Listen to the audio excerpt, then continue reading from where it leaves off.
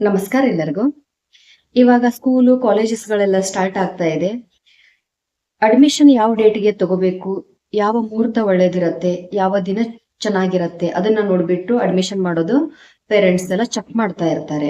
ಅದ್ರ ಸಲುವಾಗಿ ಇಲ್ಲಿ ಎಲ್ಲರಿಗೂ ಹೆಲ್ಪ್ ಆಗ್ಲಿ ಅಂತ ತಿಳ್ಕೊಂಡ್ಬಿಟ್ಟು ಒಂದಷ್ಟು ಡೇಟ್ ಗಳನ್ನ ಕೊಡ್ತಾ ಇದ್ದೀನಿ. ಆ ಡೇಟ್ಗೆ ಅಡ್ಮಿಷನ್ ಮಾಡ್ಕೊಂಡ್ರೆ ತುಂಬಾ ಚೆನ್ನಾಗಿರತ್ತೆ.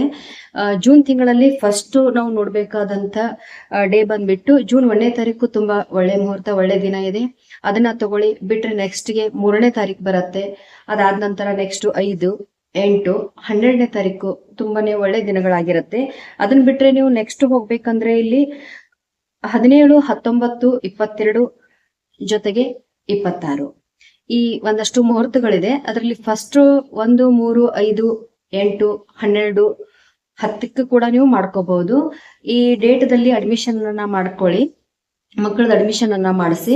ಅದ್ರ ಜೊತೆಗೆ ಅವತ್ತಿನ ದಿನ ಸ್ಕೂಲ್ ಕಾಲೇಜಸ್ಗೆ ಅವ್ರನ್ನ ಕರ್ಕೊಂಡು ಹೋಗ್ತಿರ್ಬೇಕಾದ್ರೆ ಅವ್ರ ಹತ್ರ ಒಂದು ಗ್ರೀನ್ ಕಲರ್ ಕರ್ಚಿಪ್ ಅಂದ್ರೆ ಹ್ಯಾಂಡ್ ಕೀ, ಹಸಿರು ಬಣ್ಣದ ಒಂದು ಬಟ್ಟೆನ ಅವ್ರ ಹತ್ರ ಇರಿಸೋದು ತುಂಬಾ ಒಳ್ಳೇದಾಗಿರತ್ತೆ. ಅದನ್ನ ಮಾಡಿಸಿ ಅದ್ರ ಜೊತೆಗೆ ದಿನಂಪ್ರತಿ ಅವರಿಗೆ ಒಂದು ಸರಸ್ವತಿ ಬೀಜಾಕ್ಷರ ಮಂತ್ರವನ್ನ ಕೊಡಿ. ಓಂ ಐಂ ನಮಃ. ಮತ್ತೆ ಯಾರೆಲ್ಲ ಚಿಕ್ಕ ಮಕ್ಕಳು ಇವಾಗ ಫಸ್ಟ್ ಟೈಮ್ ಅಡ್ಮಿಷನ್ ತಗೋಬೇಕಂತ ಇರ್ತೀರಾ ಅವರೆಲ್ಲ ಅಕ್ಷರ ಅಭ್ಯಾಸವನ್ನ ಮಾಡಿಸ್ಬೇಕಾಗತ್ತೆ.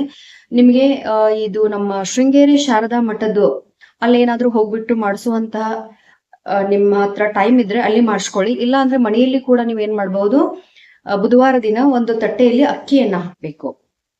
ಒಂದು ತಟ್ಟೆನ ತಗೊಂಡ್ಬಿಡಿ, ಅದರಲ್ಲಿ ಅಕ್ಕಿ ಬ್ರೇಕ್ ಆಗಿರಬಾರ್ದು, ಫುಲ್ ರಾ ರೈಸ್ ಇರಬೇಕು. ಅದನ್ನೆಲ್ಲ ತುಂಬಿಟ್ಬಿಟ್ಟು ಅದರಲ್ಲಿ ಮಕ್ಕಳ ಕೈಯಿಂದ ತಾಯಿ ಅಥವಾ ತಂದೆ ಅಕ್ಕಿಯಲ್ಲಿ ಐಂ ಅನ್ನುವಂತ ಸರಸ್ವತಿ ಬೀಜ ಮಂತ್ರವನ್ನ ಫಸ್ಟ್ಗೆ ಬರೆಸ್ಬಿಡಿ.